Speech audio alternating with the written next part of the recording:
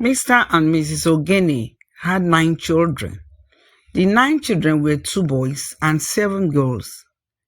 The boys were the youngest of them all. They all lived in the slums, the slum area of the city of Lagos, in a shop room that was about 12 foot by 12 foot size. The shop was meant for traders to hire and trade, but the couple hired it and extended the front with zinc. While they slept inside the shop, the front extension was used for selling little provisions placed on a counter.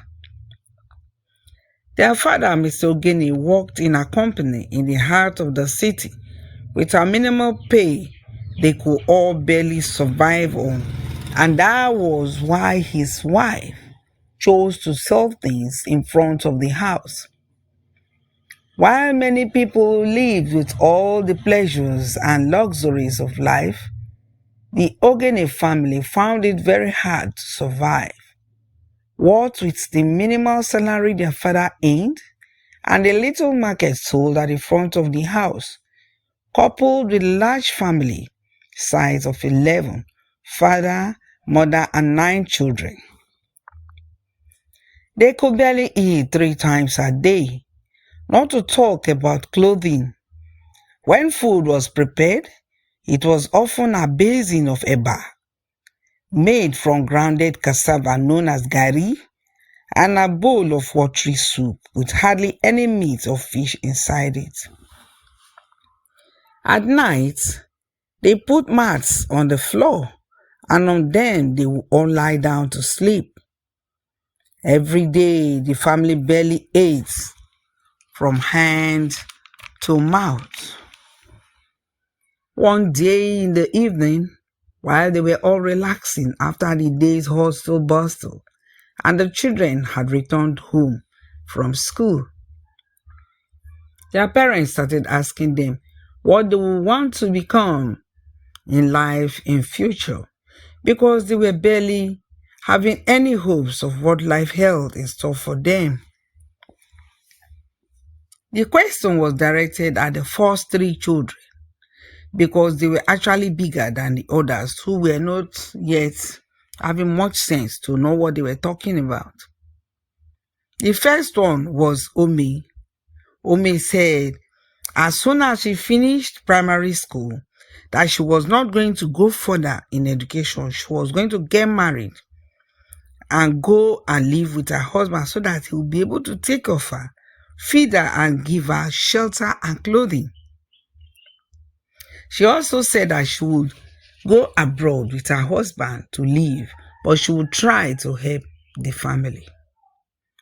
The second daughter, Eka, said that she would just get married and get out of the house because she was tired of the hardship, poverty, and lonely life of living.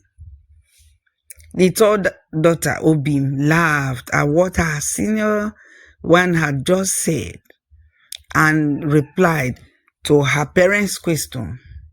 She said that she would finish her primary education, get a good job, and move among high class and high circled people.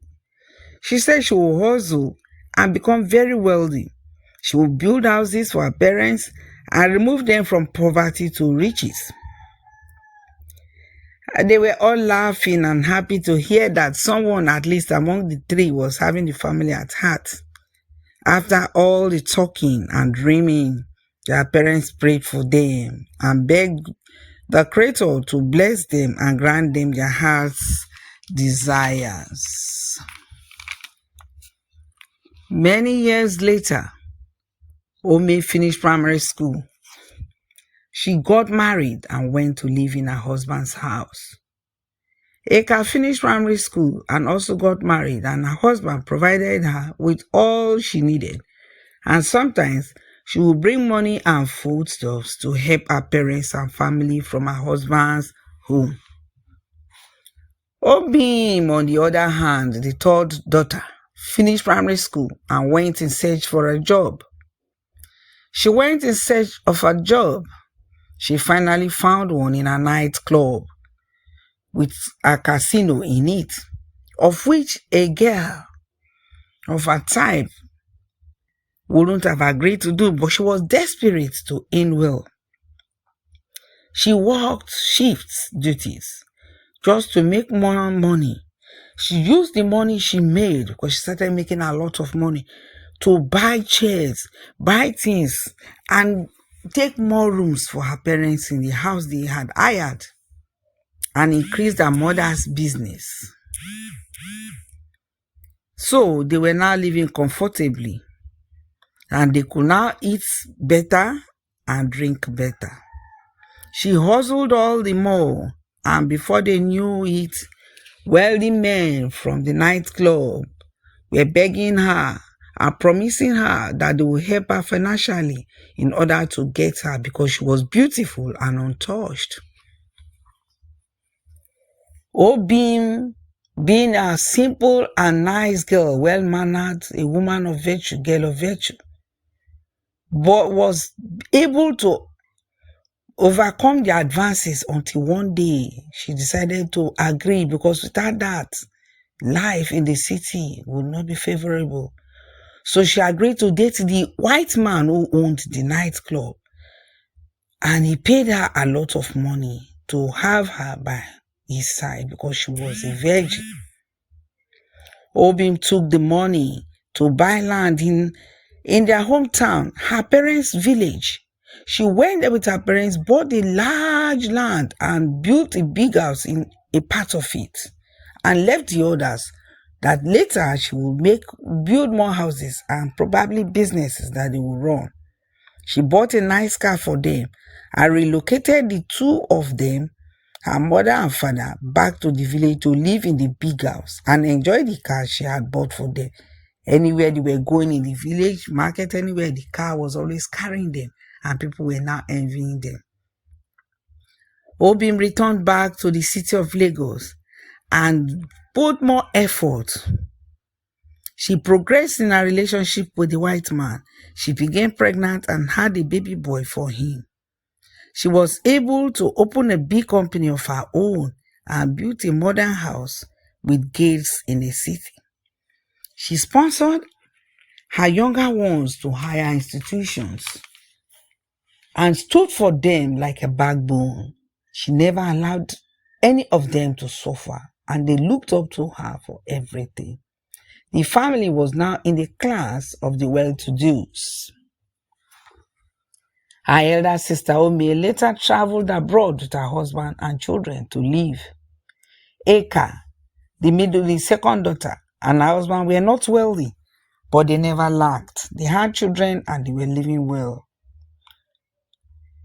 One day, Obi had a problem with the father of her son, the owner of the nightclub where she worked, and they parted ways. Obim started to manage her own company and train her son alone in her house where she now lived. One day, when she was returning from her company, because she was now a big lady, she was running her own business now, not looking up to any man for anything. She could now take care of herself. She was rich, she was wealthy, and her son was the source of her joy. So one day when she was returning home from her company, she drove down to her house, and at the gate, she wanted to open the gate. So she got out of the car to open the gate. As she was opening it, that was when a young man that she did not notice earlier, came out from nowhere and fired her a gunshot. And it hit Obi, and she fell down and died. Obim died. The shock was so much that it affected her parents badly. The only child sponsoring the other children and showering them with love was no more. What was there left for them to live for? Mr. and Mrs. Ogene thought dejectedly. It was not long at all. Mr. Ogene died, and soon after, Mrs. Ogene died too. The remaining members of the family were devastated. Obim's son and only child was taken abroad to live with his mother's sister, Ome, who was now overseas, and the company was shut down. Meanwhile, what a life. That is the end of the story. Please don't forget to subscribe, like, and share the videos to others. That is the least you can do for me. Thanks for watching.